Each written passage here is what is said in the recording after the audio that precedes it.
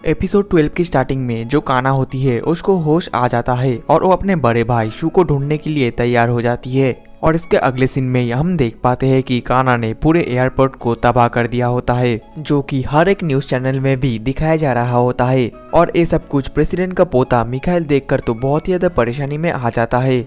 वही दूसरी तरफ एंटी डीमन ब्यूरो के चीफ आयनो के मॉम से मिलने के लिए जेल में आते हैं और आयनो की मॉम बोलती है कि मैं पुलिस की कुछ भी मदद नहीं करने वाली, तो मेरे पास आने का कोई फायदा नहीं है। जो सुनने के बाद चीफ बोलते हैं ऐसी बात मत बोलो, क्योंकि जो सबसे ज्यादा ट्रबल में है वो मैं हूँ। तो फिर आयनो की मॉम बोलने लगती है तो बाकी कंपनीज को क्या हुआ, क्या वो सब कंपनी अब उस लड़के के लिए काम नहीं कर रहे हैं? चीफ बोलता है मैंने उन सभी कंपनी को कांटेक्ट किया, लेकिन उनमें से एक भी कंपनी ने रिस्पॉन्ड नहीं किया।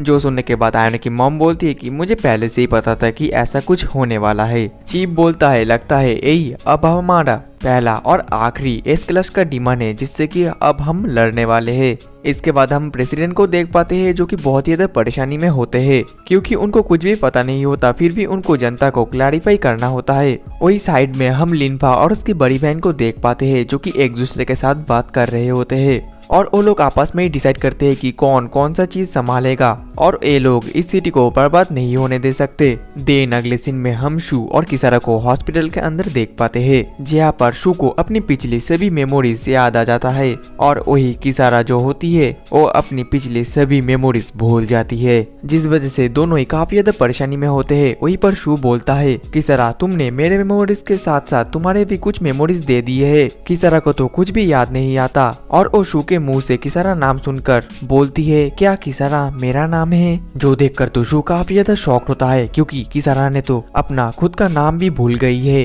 दूसरी तरफ आयोने की मॉम और वो चीफ काना को एक स्क्रीन पर देख पा रहे होते हैं। आयोने की मॉम बोलती है काना तो अब 12 साल बाद बहुत ही ज्यादा बड़ी हो चुकी है। चीफ आयोने की मॉम को बोलता है काना को देखकर कोई भी नॉस्टैल्जिक फील करने का सवाल ही नहीं उठता, लेकिन ठीक तभी वहाँ पर मिखाइल आ जाता है और वो बोलता है तुम्हें अपनी पूरी पावर के साथ उससे लड़ना पड़ेगा, जिसमें आने की मॉम थोड़ा सा गुस्सा होकर बोलती है मैं काना को नहीं मारूंगी और मैं इस बैटल को ऐसे लड़ूंगी कि सभी लोग जिंदा रहे। इसके बाद हम फिर से शू को देख पाते हैं जो कि पागलों की तरह रोए जा रहा होता है और बोलता है किसारा तुम एक बेवकूफ हो, तुमने सारे मेमोरीज मुझे क्यों वापस लौटाए और हम दोनों का कॉन्ट्रैक्ट ही क्यों कैंसिल करी? वही शू किसारा के कुछ बचपन की मेमोरीज को भी देख पाता है, क्योंकि किसारा ने अपने कुछ मेमोरीज शू को दे दिया होता है और ये देखने के बाद तो शू और भी ज्यादा रोता है। फिर वो बोलता है किसारा तुम्हें क्या लगा था तुम अगर मुझे मेमोरीज को वापस लौटाओगे तो क्या मैं खुश होऊंगा? तुम्हें लगा था कि मैं रिलीफ फील करूंगा जब तुम मेरे साथ बिताए गए सारी मेमोरीज को खो दोगी? वहीं पर किसारा को तो कुछ भी समझ में नहीं आ रहा होता है, क्योंकि उसको कुछ याद नहीं है। तभी शू किसारा के गाल को पकड़कर बोलता है तुम एक बेवकूफ हो किसारा। किसारा बोलती है क्या मैं बेवकूफ हूँ? शू बोलता है कि नो डाउट सच में तुम एक बेवकूफ ही हो। और इसके बाद ही वो किसारा को हक कर लेता है और बोलता है मुझे अब पता चल गया कि किसारा तुम आखिर कैसे फील करती हो, लेकिन अभी तुम्हें कुछ भी याद नहीं है क्योंकि तुमने अपने सारे मेमोरीज मुझे जो दे दिया है। और शू ये भी बोलता है किसारा अब मैं इस शहर से नहीं भागूंगा और इस बार मैं तुम्हें प्रोटेक्ट करूंगा और ये होगा हमारा एक न्यू कॉन्ट्रैक्ट। और ये बोलने के बाद वो किसारा के सर पर एक किस कर देता है। फिर वो बोलता है तुम यहीं पर ही छिपी रहो और ये बोलने के बाद वो किसारा के डेमोनिक पॉजेस्ड ब्लेड को लेकर वहां से चला जाता है। वहीं पर किसारा तो काफी ज्यादा कंफ्यूज होती है, क्योंकि उसके साथ ये सब कुछ क्या हो रहा है उसको कुछ भी पता नहीं है। अब अगले सीन में हम आयनो को देख पाते हैं जो कि फाइट करने के लिए पूरी तरीके से तैयार हो जाती है। ठीक तभी वहाँ पर शैरन भी आ जाती है और शैरन को देखकर आयनो बोलती है तो क्या तुम तैयार हो बैटल करने के लिए? शैरन बोलती है कि मैं यहाँ पर फाइट नहीं करूंगी, क्योंकि सेलेस्टियल एबे के सभी शिप्स यहाँ पर आ रहे हैं फाइट करने के लिए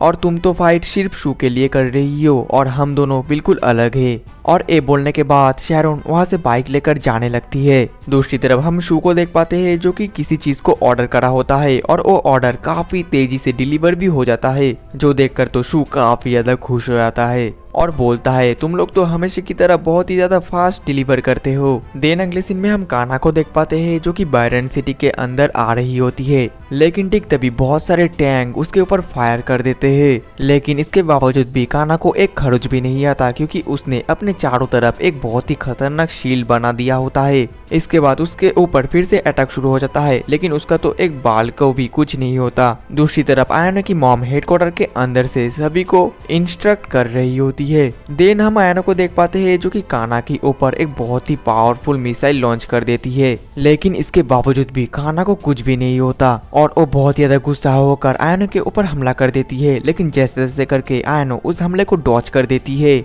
वही एक जगह पर बैठकर कुछ डीमन हंटर्स उस फाइट को देख रहे होते हैं और ये लोग उस फाइट में हेल्प नहीं करते क्योंकि ये लोगों ने आपस में ही डिसाइड करा होता है कि ये लोग उस फाइट में कुछ भी नहीं करेंगे। इसके बाद हम फिर से कान्हा को देख पाते हैं जो कि आयनो की तरफ ही बढ़ रही होती है। वहीं पर आयनो भी उसकी तरफ लगातार फायर करी जा रही होती है, लेकिन उसको फिर से कुछ नहीं होता। इसके बाद कान्हा आयनो के बहुत ज्यादा करीब आकर उसके सबसे ज्यादा पावरफुल अटैक आयनो के ऊपर करने वाली होती है, लेकिन ठीक तभी शू अपने फ्लाइंग बोट से उड़ते हुए आकर आयनो को बचा लेता है और इसके अगले पल ही वो आयनो को लेकर एक बिल्डिंग के ऊपर आ जाता है। फिर वो आयनो को सब कुछ बता देता है कि किसारा ने उसके सारी मेमोरीज को वापस कर दिया है। आयनो पूछती है तो अब किसारा कैसी है और वो कहाँ पर है। शू बोलता है किसारा को अब हमें प्रोटेक्ट करना पड़ेगा और फिर शू और आयनो मिलकर एक साथ एक प्लान भी बना लेते हैं। तभी आयनो बोलती है कान्हा क्या तुम्हारे पीछे आ रही है, लेकिन ठीक तभी वहाँ पर शैरोन आकर बोलती है कि कान्हा शू के पीछे नहीं बल्कि आयनो के पीछे आ रही है। जो सुनने के बाद तो आयनो काफी ज्यादा शॉक्ड होती है। तभी शैरोन बताती है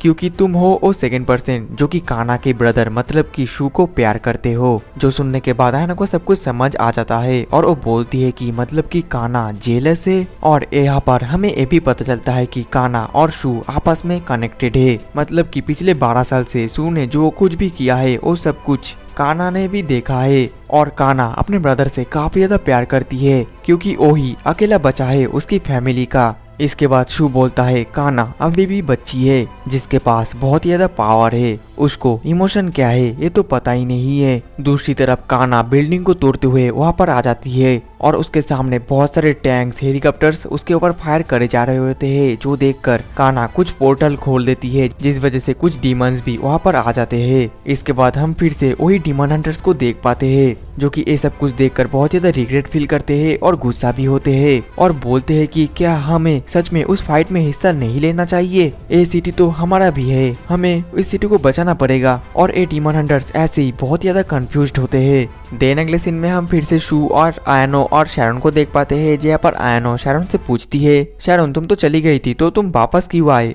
जिसमें शैरोन बताती है कि जब मैं जा रही थी तब शू ने मुझे फोन करके माफी मांगा जिस वजह से मैं मान गई। अब अगले ही पल शू अपनी बहन कान्हा के सामने आ जाता है और बोलता है क्या तुम्हें याद है। वहीं पर कान्हा तो अपने बड़े भाई को सामने देखकर बहुत ज्यादा शॉक्ड होती है। शू बोलता है तुम्हें बचाने के लिए मैं बहुत ज्यादा मेहनत किया था, यहाँ तक कि मैंने एक डीमन के साथ भी कॉन्ट्रैक्ट बनाया था ताकि मैं तुमको वापस ला पाऊँ। ये सब सुनकर तो कान्हा को कुछ अजीब सा होने लगता है और वो शू के ऊपर अटैक करने के लिए भी तैयार हो जाती है। शू बोलता है कान्हा अब तो मैं तुम्हें वापस लेकर ही जाऊंगा और हम दोनों फिर से एक साथ रहना शुरू करेंगे, इसलिए मुझे माफ कर देना कान्हा क्योंकि मैं तुमको फिर से सील करने वाला हूँ। ठीक तभी शैरोन अपने सूट की मदद से कान्हा को जकड़ लेती है और आयनो भी अपने मिसाइल की मदद से कान्हा के ऊपर हमला कर देती है और इसी मौके का फायदा उठाकर शू किसारा के ब्लेड को लेकर कान्हा के अंदर लगाने वाला ही होता है। लेकिन तभी कान्हा अपनी पूरी पावर की मदद से सब कुछ तोड़ के वहाँ से भाग जाती है और वो अपना वेपन भी अपना हाथ में ले लेती है।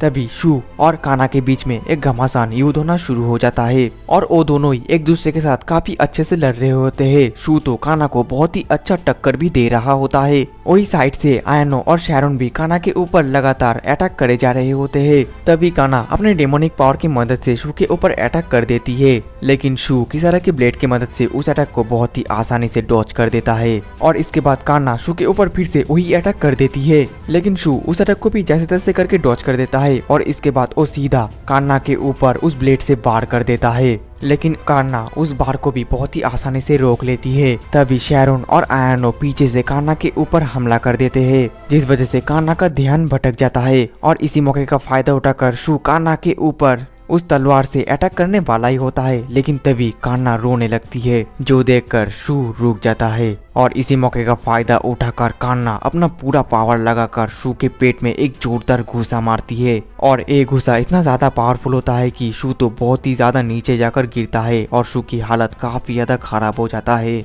देन अगले सीन में हम किसारा को देख पाते हैं, जो कि हॉस्पिटल के छत के ऊपर आ जाती है और वो उनके फाइट को बहुत ही आसानी से देख पा रही होती है। तभी वो अपने हाथ में कुछ देखती है और किसारा के हाथ में लिखा होता है कि शू के ऊपर भरोसा रखना और उसके फाइट करने के लिए मदद करना। और एक किसारा ने अपने हाथ में पहले से लिख लिया था ताकि उसको थोड़ा बहुत याद रहे और वो शू को ना भूले। और इसी के साथ ही हमारा एपिसोड 11 भी खत्म हो जाता है। तो दोस्तों मिलते हैं नेक्स्ट एपिसोड में, तब तक के लिए टाटा बाय बाय सायोनारा।